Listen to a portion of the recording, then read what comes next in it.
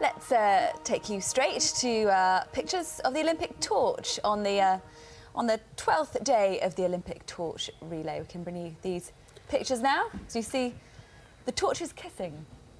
Yeah, this is the new phrase we've learned. This is a torch kiss that can be shown before the watershed. It's one of the runners handing over to another on the route there, and torches get ready, and still the crowds are out there to watch, and huge numbers have turned out. And what a blessing that the weather changed when the torch arrived. It almost seemed the moment that the torch arrived in the UK, the sort of cold summer suddenly got warm, and there they are. They're off, they're on their way, flanked by those, I think they're Metropolitan Police officers, aren't they, who escort them. All from the Met. Yeah. All from the Met, who escort them on there. I think each person does something like 300 yards, 300 metres. Yep, 300 metres. But the Metropolitan Police, who are following it, they are following it for the full 70 days, I think. So if they weren't fit to start off with, they certainly would be at the end. Yeah. And doesn't one of them have to sleep with the torch or something? Yes, it's guarded at all times. It's guarded at all times. Much more on the Olympic torch as it makes its progress along the relay a little bit later. Time now 3 minutes past 3, and for the first time in 40 years. BBC News. Now, day 12 of the Olympic torch relay, and the flame has been working its way from Chester across the West Midlands this afternoon before ending up in Stoke-on-Trent this evening. There were emotional scenes earlier today when Corporal Ricky Ferguson carried the torch through Broseley in Shropshire. He was awarded the Military Cross after suffering serious injuries while rescuing colleagues wounded by improvised explosive devices in Afghanistan. Well, the BBC's Robert Hall is with Corporal Ricky Ferguson for us now. Robert, over to you. Yes, indeed, John. Yes, indeed. There have been many moving sights during this relay. So many local heroes. A few bigger heroes than Ricky, though, and the cheers at the top of the hill in Broseley said it all. I'm delighted that Ricky's made it safely back to join us. We saw you at the bottom of that hill. Be honest, you looked up it. What did you think? Oh, my God. It's a big, steep hill I got on there, and it's hard work pushing up, but I determined to tell myself I'll get to the top, and I did. Talking to your friends who were at the top, one of the things they say is what you're all about is determination. There's something inside you here. Is that a fair comment? Yeah, barely, I've got to be honest. You got two choices in life. Sit and be lazy and do nothing and depressed, or get up, get your legs on and live your life exactly the same way you did before, and that's exactly what I do. How much does it mean, the support you had today, and of course the support you've had from your family and your friends ever since the start of the year? Oh, absolutely amazing. Like I say, this is a once-in-a-lifetime chance to carry the Olympic torch, and I knew it was going to be busy, but there's a lot of people there in Broseley, and the Talbot Centre was even worse. It was absolutely mental.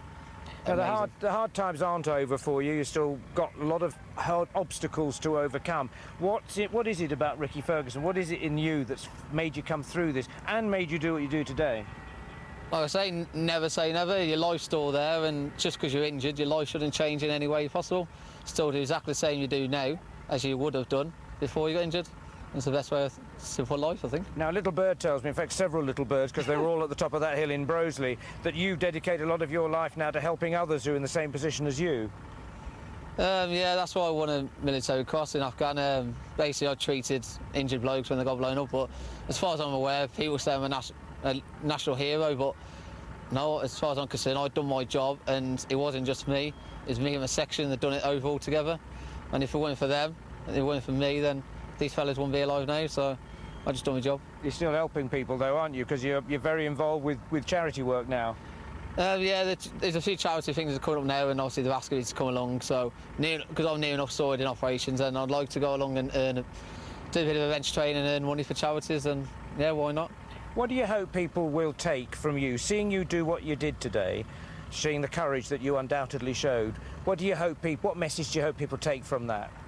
I just hope people out there understand that life's never over. The fact that if you've been injured in any specific way, in car crashes, etc., work, and then you think, what do I do now? Well, hopefully you look at guys like me, and there's a lot of us out there who's lost both legs above the knee, and we don't let it stop us. We still do what we need to do, and I just hope people out there look at us, get inspiration, and think, if he can do it, I can do it. And that torch is going to have pride of place in your home? Oh yeah, definitely. This is an amazing piece of kit, and nothing will part me from this, never. Ricky, we all congratulate you. Let me shake your hand. Thank you very much indeed for your time. A true hero, in Shropshire this afternoon. There'll be plenty of others along the route, but this is a day that a lot of people, including me, will remember. Back to you. Yeah, Robert, impressive just how many people have turned out as well along the way to witness all of this.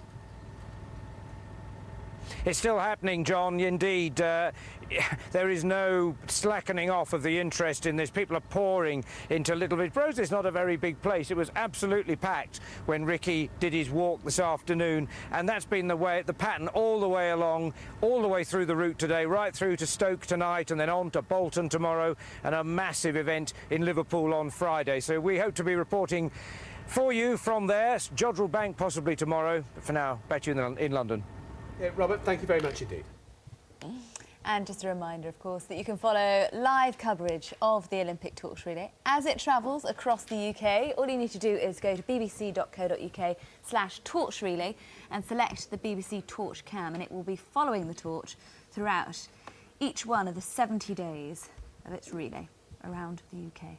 Right.